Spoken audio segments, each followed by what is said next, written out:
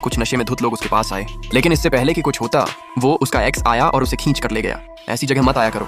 वो ठंडी निगाह से बोली कि 11 मार्च 2014 तुम पहले ही कियाओ रैन के साथ थे, है ना? वो रुक गया। आखिरकार बोला, हाँ मैंने धोखा दिया था, मैं उससे पहले ही मोहब्बत करने लगा था।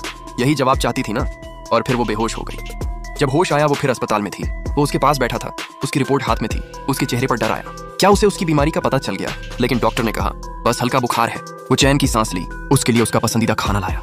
कुछ पल को उसे लगा शायद वो अब भी परवाह करता है, मगर फिर बोला, कृपया मेरी मंगेतर की ब्राइड्समेड बन जाओ। वो सपना टूट गया। वो मुस्कुराई, ठीक है, बस एक शर्त पर, मेरी एक तस्वीर खींचो। उसे नहीं पता था वो तस्वीर उसकी आखिरी होगी।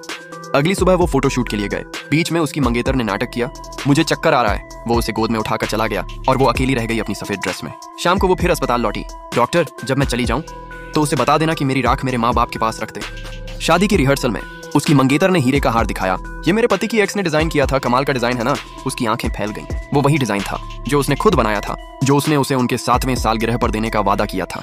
उस रात उसने पूछा, अगर मैं मर जाऊं तो क्या तुम मुझे याद करोगे? वो झल्लाया, बकवास मत करो, जिंदा इंसान कैसे मर सकता है?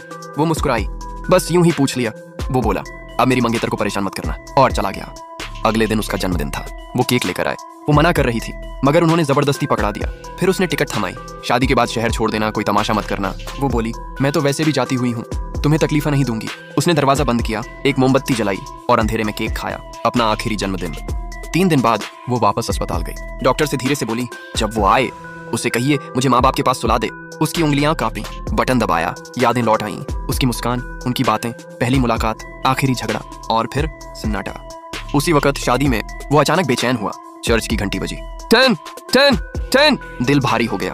फोन बजा। मिस्टर ये लव मेडिकल सेंटर से बोल रहे हैं। मिस लिन ने कहा था उसकी राख घर पहुंचा देना। फूलों का गुलदस्ता उसके हाथ से गिर गया। दुनिया अंधेरी पड़ गई। वो उसे खो चुका था हमेशा के लिए। आगे क्या हुआ ये देखने के लिए कमेंट में लिखें नेक्स्ट पार्ट।